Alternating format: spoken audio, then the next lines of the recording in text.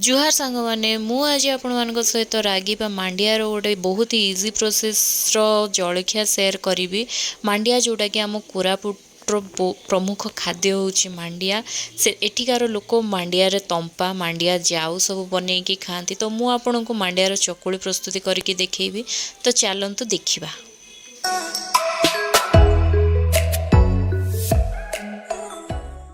So friends आपण मैंने तो जानी मांडिया रे बहुत सारा vitamin calcium carbohydrate fibre magnesium iron भरपूर होगी अच्छी।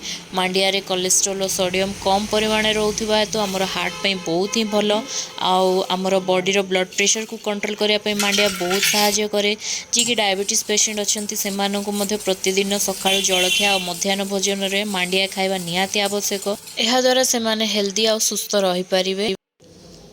तो सांग मैंने देखो मुझे गोटे जगार नहीं 2 ରୁ 3 कप पानी अल्प स्वाद अनुसार लुण 3 ରୁ 4 चामच चीनी नहीं जाइए। भलसे चीनी और लुण को मिसई देलापर मुझे गोटे कप नहीं जाइए मांडियार गुंड आ गोटे कप नहीं अटा।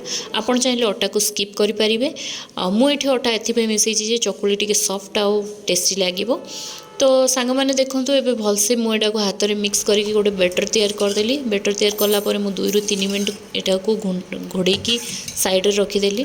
तो 2-3 मिनट गलापर मुझे गोटे तावा गरम कली। तावारे मुझे गुआ घी को मेल्ट कली।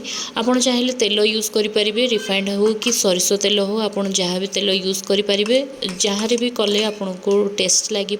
मुझे घी यूज करुँची घीरे तो आहरी बहुत बढ़िया लगे। एबे ये तावा गरम हो सारा। गरम हो सारापर घी को तावा पर चारिआडे पकईदेली। भलसे लगेला मुझे बेटर को गोटे गोल करके चकुली बनईदेली। आपर टे घी चारि साइड साइड पकईदेली। पुणी इयाड़ सियाड़ करके मुझे उल्टे देकी गोटे चकुली प्रस्तुति करदेली।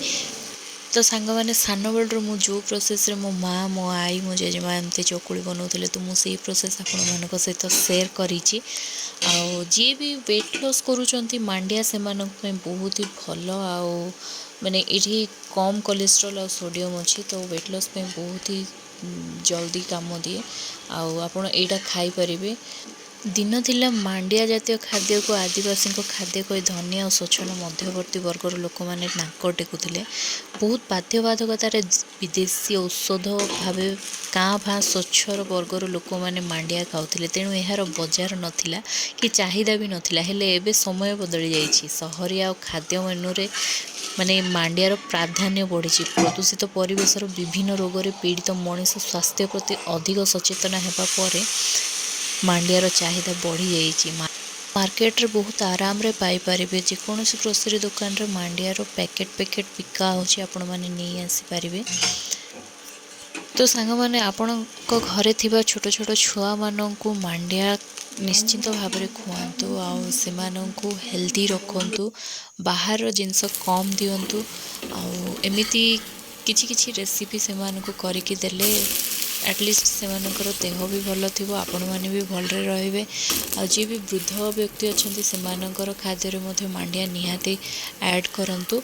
तो आज वीडियो आपण मानकु केमती लागला मते कमेंट रे निश्चिंत जणेबे। लाइक करेंगे शेयर करेंगे सब्सक्राइब करने को जमा भी भूलिबेनी। रहिली जय जगन्नाथ।